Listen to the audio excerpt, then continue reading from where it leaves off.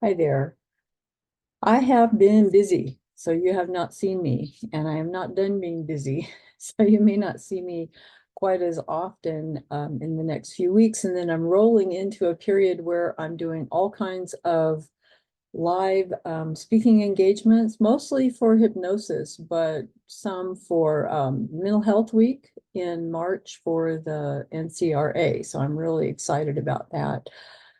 Um, there's such a stigma behind mental health, but if you ain't got mental health, the rest of it really kind of doesn't matter.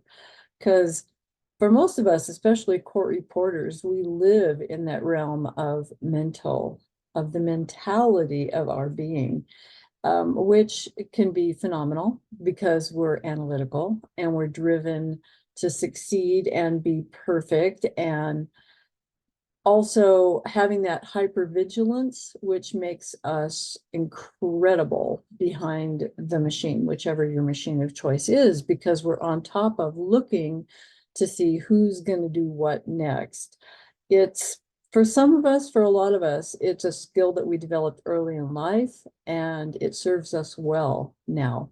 But there is the mentality that gets in the way of us trying to do what we want to do proficiently, quickly, more quickly than feels acceptable when we're writing. So I just want to plant the seed that yes, this is all a mental game, but it's so much more than that. It's so much more than just having a positive attitude or having positive affirmations. It's so much more. If you can get yourself to a place where you accept you for who you are, what you're capable of in the moment, and where you want to go next, if you can accept that, you can more easily move into the next thing that you say you want. For a lot of you who have been contacting me recently, it's been the real-time certification. And isn't that funny? Because I hadn't thought about going back to get real-time certified.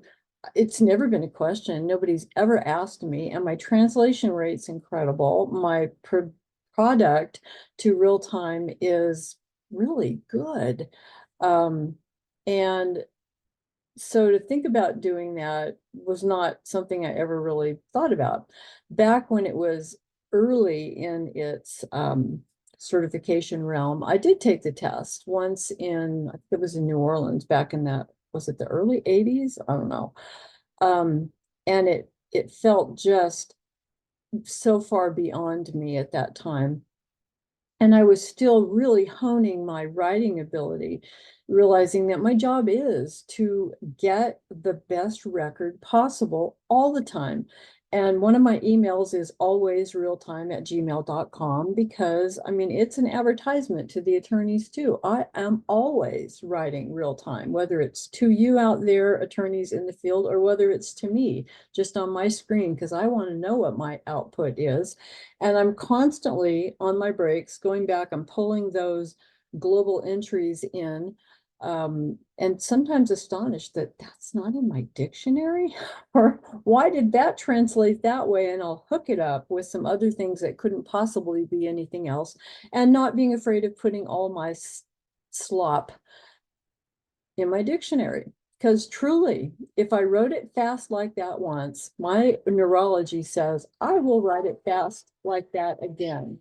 And so that's really important to me to have those things in my dictionary. It brings my translation rate up higher. And there are different theories of thought between CART and regular verbatim transcript reporting. I'm not going to go into those. I think they're wonderful. There are times when I think I should avail myself of that to get my translation rate and my writing even better.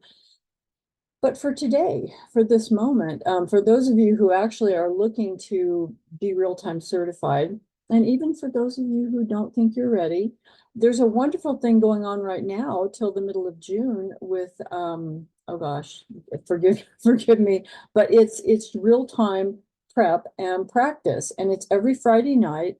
at, and let's see, it's 6 o'clock Mountain Time, which is what I am. So it'd be 5 o'clock Pacific, do the rest of the math.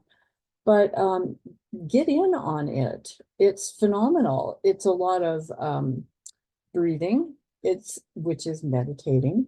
Most of what we're doing when we're relaxed, when we're writing, is meditative. We don't realize that, but it's like, oh my gosh, I was in that place of not really thinking about anything. I was just being a channel and having it flow through me. Yeah. And at the end of these practices, it's like really high speed pushing it, and then a little slower, and then a little slower, and then a practice test take, which has been really eye-opening to me because we're allowed 40 errors on a 5-minute take. Um, that's not a lot compared to the California state test, which is 12 to 15 minutes. 50 errors are allowed, and that's 4 voice at 200 words a minute. So this is 2 voice, 200 words a minute, 40 errors in 5 minutes. I'm always consistently hitting 45, 46, 48, 47, 49, 45, right in there. That apparently is my sweet spot of writing. Now, I sat down and I analyzed, what am I doing wrong?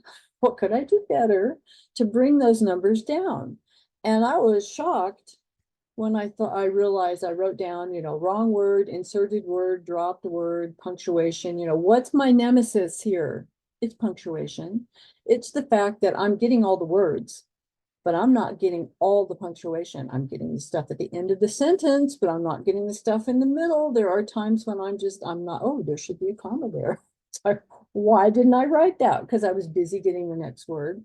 Now, in the real world, seriously, the words are more important than the punctuation, although sometimes the punctuation is life and death.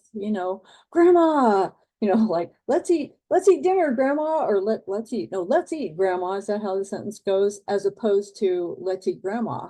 There's a really vital life determining comma in that sentence. And so sometimes that stuff matters, but I'm always consciously aware of that stuff.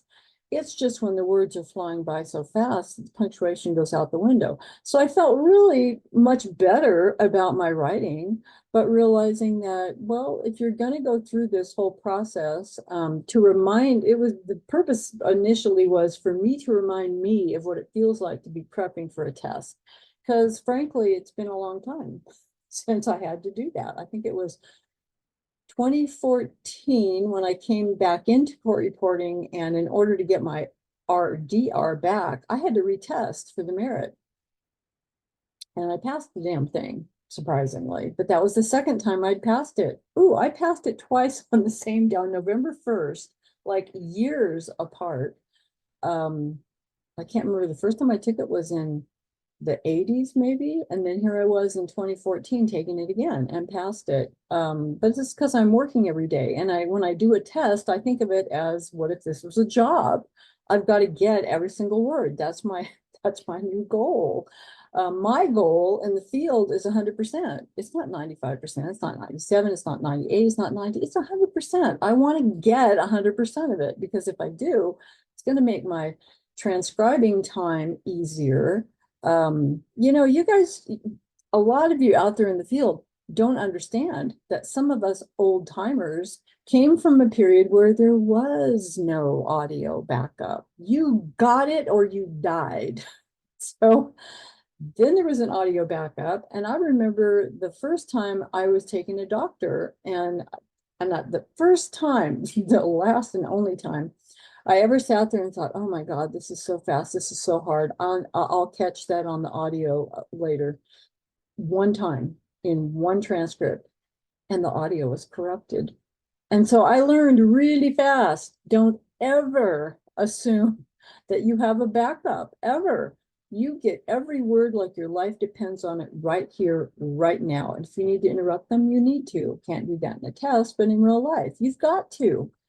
Because what if it's not there? What if it's a word that the doctor butchered, said wrong, missaid, and you'll never know what that was if you don't catch it in the moment? If it's not on your audio backup, what if there was no audio backup? So approach the test as if your life depends on it, but not in a life or death kind of way. Because if you tell your brain this is life or death, it will actually trigger you to feel bad to not take the test. That's where the anxiety comes from, is this is a life or death situation. But when you're in that moment, it's I've got to get these words. I've got to capture every word I can. My job is capturing the words for all eternity. Who knows when this transcript I'm working on today is going to be read by somebody 100 years from now? And you think that's funny, but it's true. There's a transcript of a murder trial in Virginia City, Nevada, that took place back in the 1860s. And that transcript is still sitting in the archives of the Supreme Court. And I've gone over it with a fine-tooth comb, trying to look at how did those reporters capture that record back then, 140 years ago. Our transcripts are going to go on into eternity. Your name is on it.